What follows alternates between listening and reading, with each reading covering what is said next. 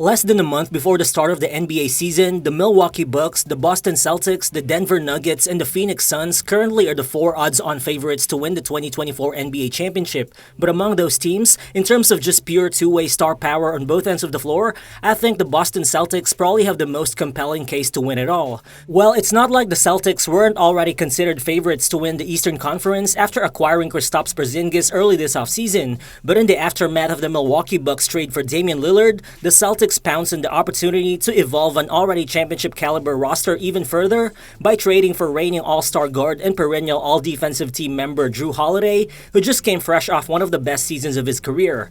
As last season, Holiday was one of only 3 players in the NBA to average at least 19 points, 7 assists, 5 rebounds, and 1 steal per game, alongside Nikola Jokic and Luka Doncic. Holiday just does a lot of things really well on both ends of the floor for him not to be a great fit in Boston. Offensively, he can do pretty much everything Marcus Smart and Malcolm Brogdon can do, but at an even higher level. And defensively, Holiday's impact is unparalleled as a guard who's one of the NBA's best disruptors both on and off the ball. Last season alone, the Milwaukee Bucks were almost 6 points per 100 possessions better on defense with Holiday on the floor, which defensive impact ranked in the 92nd percentile of the entire NBA. Basically, the addition of Holiday just makes Boston's lineup possibilities a nightmare for opponents. As a 5-man unit of Holiday, Derrick White, Jayson Tatum, Jaylen Brown, and Kristaps Porzingis is capable of producing unstoppable offense, crossed with more than enough athleticism, versatility, and switchability to shut opponents down on defense, which easily makes Boston a potential top 5 team both offensively and defensively. So what's good everyone, it's Real Balls here, and in this video, we'll dive deeper into how the Boston Celtics just became too unfair after trading for Jrue Holiday. So let's get to it.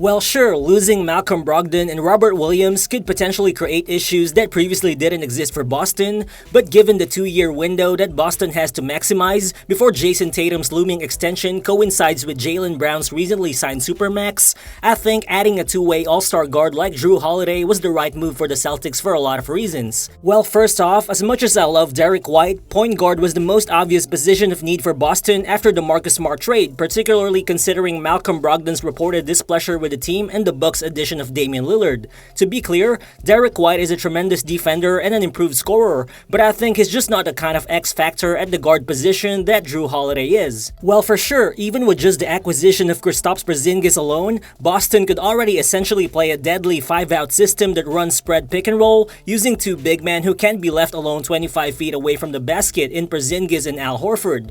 But now, with the addition of Jrue Holiday, that 5-out system becomes even more potent, as over the past 3 seasons, Holiday converted a solid 39.5% of all his 3-point attempts, including 40% of all his catch-and-shoot threes last season. The addition of Holiday will just provide Jayson Tatum and Jaylen Brown more room to attack the paint and to function within Boston's drive-and-kick offensive system.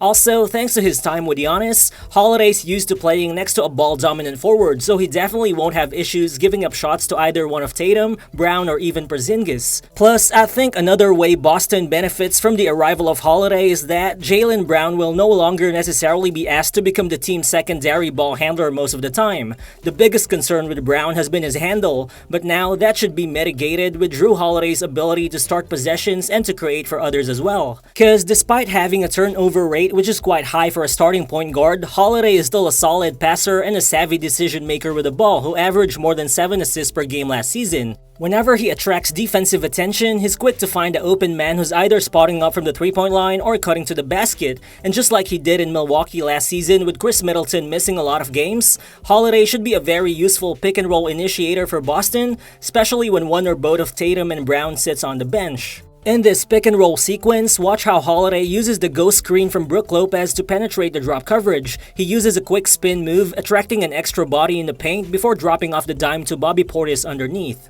Then here, the possession starts off with Giannis initiating a post-up play. He finds an open Holiday on the top of the key, but even before the closeout comes, Holiday already sees Brook Lopez with a cutting lane, so he quickly makes the entry pass to the big man. But the best thing about Holiday's offensive game is still his ability to manufacture quality shots for himself. He's got a great bag which enables him to set up tough pull-up jumpers both from the mid-range and from behind the arc, and last season, he made almost 51% of all his pull-up jumpers, ranking in the 78th percentile, among all 58 players to attempt at least 100 pull-up jumpers in the entire NBA. At the same time, Holiday is also a strong driver and rim attacker for a guard, who last season also converted a career-best 69% of all his shot attempts at the rim. So in those rare instances when both Tatum and Brown are on the bench, you can basically put the ball in Holiday's hands and still expect him to deliver.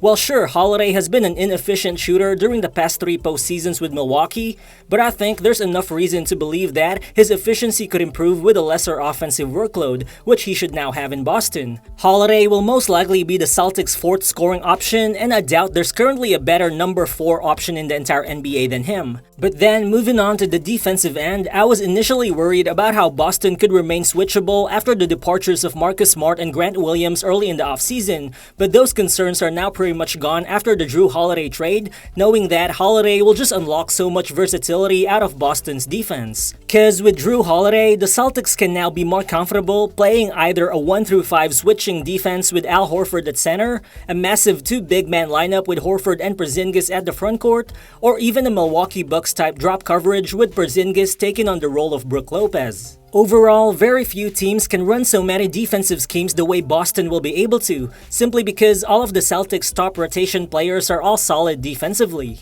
Looking at it, Boston now has 2 of the best perimeter defenders in the entire NBA with Holiday and Derrick White, whose long arms and disruptiveness can slow down elite perimeter shot creators. Jaylen Brown and Jayson Tatum are also both long and versatile defenders on the wing who can easily switch 1-4, while Al Horford is a big man who can still shuffle his feet along the perimeter and absorb contact on the post. But I think it might be Kristaps Porzingis who could actually benefit the most defensively from Jrue Holiday's arrival, as a Holiday and Porzingis drop coverage tandem in the pick and roll should just be a nightmare for both opposing ball handlers and roll men. Cause with Holiday already being a tough screen navigator who's good at preventing ball handlers from either shooting pull-up jumpers or throwing lobs to the paint, Porzingis won't need to move his feet too much in space, and he can simply focus on being a shot-blocking deterrent near the basket, which is a role where he always excelled the most defensively. But sure, on paper, beyond their top 6 rotation players, the Celtics have questions about their roster depth. However, I believe that they still have enough bench pieces that could get them through a playoff series.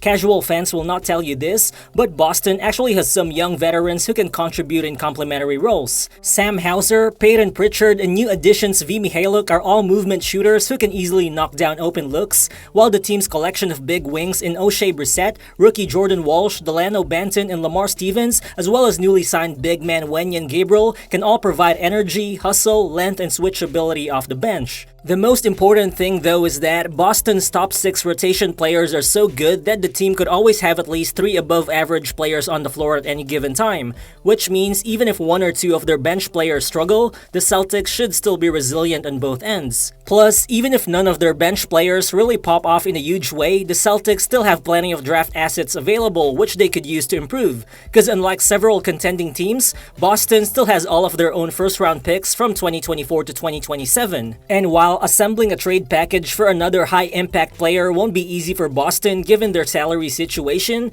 the point is they still have a lot of tradable assets that they can use now until next offseason. But ultimately, head coach Joe Mazzulla still has months left to analyze who and what's in front of them in order to create a playoff rotation and a structure that maximizes all the talent that this Celtics team currently have. But definitely, Jrue Holiday's arrival just makes this task a lot less complicated. It's no coincidence that for 10 straight seasons, all of Jrue Holiday's teams have outscored opponents when he's on the court and were actually worse when he was on the bench. Good news is, in this Celtics team, Holiday can be used in all the ways he's good at without the team being desperate for any of those abilities, simply because there's already too much talent around him. The only potential problem here for Boston, I think, is that Holiday is eligible for a long-term extension next summer, which he would ideally sign with Boston. And between that, Jaylen Brown's massive contract, KP's newly signed extension, and Jayson Tatum's looming supermax, something definitely has to give. But in reality, having this much star power on your team could just be the cost of winning a championship in today's NBA. And at the end of the day, by trading for Jrue Holiday, Brad Stevens just put Boston another step closer to hanging championship banner number 18. So thank you guys if you've actually made it this far into the video, but do you actually think that the Boston Celtics should now be considered the favorites to win the 2024 NBA Championship after trading for Jrue Holiday? Feel free to drop your thoughts in the comment section below, and again, if you're new to the channel, please consider subscribing as well. Again, this has been Rero Balls, and I'll see you on the next one. Peace.